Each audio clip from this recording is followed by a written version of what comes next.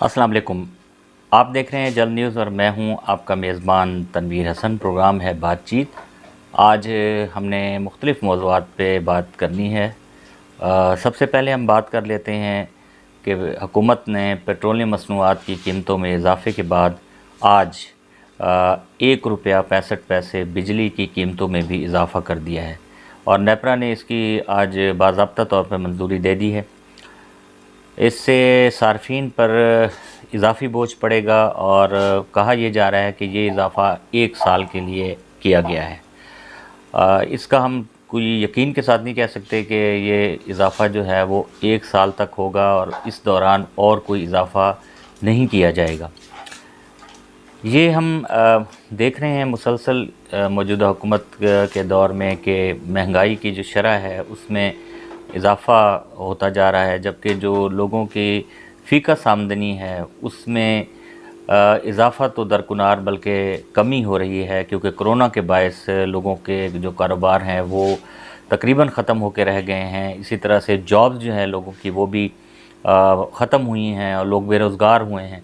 ऐसी सूरत हाल में जब लोगों का रोज़गार नहीं है, लोगों के पास अपने पेट को पालने के वसाइल नहीं है, ऐसी सूरत हाल में पेट्रोलियम मसनूआत की कीमतों में इजाफ़ा करना या बिजली की कीमतों में इजाफ़ा करना ये समझ से बालातर है।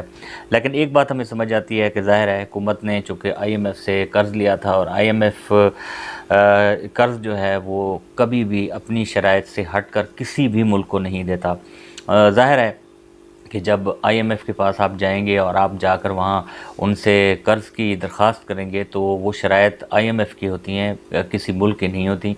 तो ये कहना कि हमने IMF से जो कर्ज़ लिया है वो अपनी शराइत की बुनियाद पर लिया है, ये बात बिल्कुल गलत है। ये उसी तरह बात गलत है कि जिस तरह ये भी कहा जाता रहा कि जनाब हमारी जो GDP रेट है वो बढ़ रहा है। और ये भी बड़ी अजीब मज़ाक़खेज़ बात थी कि दुनिया में जो GDP है, जो तरक्की याफ्ता ममालिक हैं उनका काम हुआ है, पाकिस्तान तो अभी तरक्की पजीर जो ममालिक हैं उनकी सफ़ में भी नहीं आता। तो ये कैसे मुमकिन था कि एक ऐसा मुल्क जो अभी तरक्की पजीरी की तरफ भी नहीं गया और उसकी मैशियत को कभी भी सीरियस नहीं लिया गया। हर दफ़ा यही किया गया कि जब भी मैशियत जो है वो बैठने लगती है तो उसके बाद कर्ज़े ले लिए जाते हैं या नोट छाप दिए जाते हैं, तो इससे मैशियत को एक आर्जी तौर पर ऑक्सीजन लगाई जाती है। इसी तरह हम बात करेंगे डॉलर की कदर में जो तशवीशनाक हद तक इजाफ़ा हुआ है और डॉलर इस वक्त ओपन मार्केट में 172 रुपये के हिसाब से मिल रहा है। तो ये सूरत हाल जो है ये ज़ाहिर है कि कोई अच्छी नहीं है और आइंदा आने वाले जो दिन हैं उसमें हम समझ सकते हैं कि लोगों के जो माशी मसाइल हैं उसमें खातिर खा इजाफ़ा होगा। हुकूमत अपनी तरफ से जो भी दावे करती रहे, क्योंकि हमने देखा है कि मौजूदा गवर्नमेंट जो है वो सिर्फ़ इंतखाबात से लेके इक़्तिदार के ऐवान में आने तक सिर्फ दावे ही करती रही है और दावे ही अभी तक किए जा रहे हैं, जबकि अमली तौर पे कोई वाज़ेह हमें कोई सबूत नहीं मिला।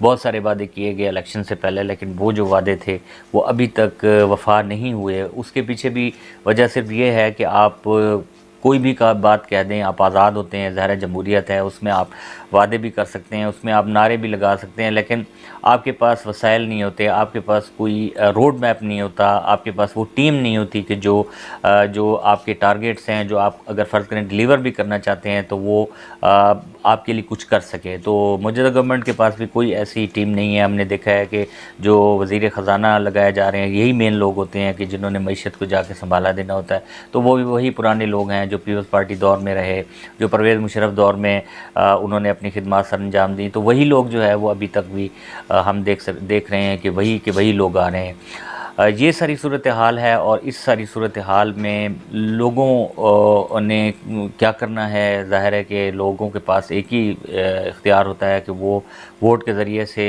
तब्दीली लेकर आए। अब देखते हैं कि इसमें लोग कितना अपना हिस्सा डालते हैं, या ये भी हो सकता है कि लोग इस दफ़ा टर्न आउट ही कम हो, क्योंकि हम देख सकते हैं कि पिछले दिनों में भी जब अलग इंतखाबात हुए तो उसमें बड़े दावे किए जाते रहे कि इतना टर्न आउट था। हम लोगों ने जो हम जर्नलिस्ट हैं हमने मुख्तलिफ़ पोलिंग स्टेशंस का विज़िट किया और हमने अपनी आँखों से देखा کہ کچھ اس طرح کی بات نہیں ہمیں نظر آئی. لوگ بہت کم آئے، لیکن جو حکومتی اعداد و شمار تھے، جو الیکشن کمیشن کے اعداد و شمار تھے، وہ بالکل مختلف تھے. تو یہ ایک صورتحال ہے جس میں ہم یہ کہہ سکتے ہیں کہ آئندہ جو آنے والے دن ہیں اس میں کوئی ہمیں صورتحال بہتر ہوتی ہوئی نظر نہیں آتی. لیکن یہ ہے کہ اگر حکومت ڈالر کو کنٹرول کرنے میں کامیاب ہو جائے تو صورتحال میں کچھ بہتری پیدا ہو سکتی ہے، لیکن اس کے لیے ایک سنجیدہ کوشش کرنے کی ضرورت ہے. شوکت ترین صاحب پرانے ماہر معیشت دان ہیں اور وہ بہت زیادہ چیزوں کو جانتے ہیں، لیکن ابھی تک سمجھ نہیں آ رہی کہ ان کی جو پروگریس ہے وہ کوئی نظر نہیں آ رہی. پتہ نہیں کہ ان کے ہاتھ پاؤں کہیں باندھے ہوئے ہیں یا وہ بھی بالکل اسی ڈگر پہ چل رہے ہیں کہ جی ٹھیک ہے، میں نے بھی اپنا ٹائم گزارنا اور میں بھی چلتا بنوں گا جس طرح سے پہلے کے جو لوگ تھے وہ آئے اور چلے گئے، اور شاید یہ بات ہو. بہرحال ان ساری باتوں پہ سوچنے کا وقت ہے، اور بہرحال ہم دعا ہی کر سکتے ہیں کہ اللہ تعالیٰ پاکستان کے عوام کی مشکلات، جو مالی مشکلات ہیں، ان کو حل کرے. اور اسی کے ساتھ میں آپ سے اجازت چاہوں گا. نئے ولاگ کے ساتھ، نئے پروگرام کے ساتھ میں پھر آپ کی خدمت میں حاضر ہوں گا.